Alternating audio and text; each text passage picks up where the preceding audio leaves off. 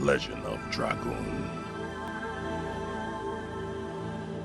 Welcome back, friendly ghost, and welcome back to the core combat tutorial. Different folks will have different challenges with additions. Let's use a few infamous additions that I find to be very tough to execute due to tough timing. Watt Typhoon. To understand why Watt Typhoon is a difficult addition, you must first understand how counters work. Think of counters as a sandwich. They only fill the middle, meaning they can never be the first input nor the last, meaning there has to be a minimum of 3 strings. It should also be noted that there can only be one active counter per turn. Counters also vary by category of the counter: speed, delay, buffer. Speed counters range from telegraph to just frames. Delay counters are mix-ups that reveal their counter later than usual. Buffer counters require your following input to take place while still in the counter hit spark.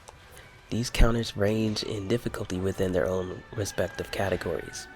Raw Typhoon has 2 consecutive counter pools. The first counter is at average speed requiring a borderline buffer out. The second counter has a slight delay and a borderline just frame. These counters appear at random. What is bound to happen is you'll go for the addition and you'll get counter sniped, or you anticipate the counter and you'll whiff because it never appears. You may never encounter this next addition due to its requirements. The next addition is Demon's Dance.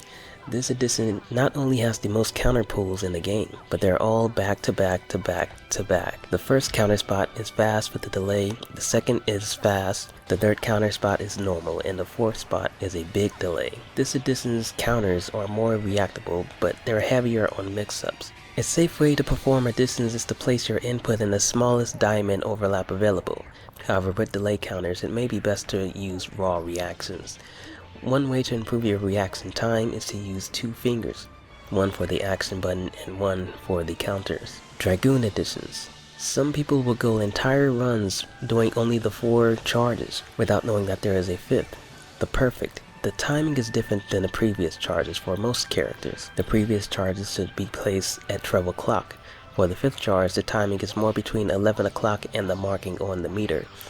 With PS3 delay, the 5th charge timing is more between 8, 9, and 10 o'clock. If the meter goes to fill to 12 o'clock without the charge, that means you are too late. If it stops short, then you are too fast. These are the toughest execution barriers in the game. Even for an experienced player, you're bound to drop a few.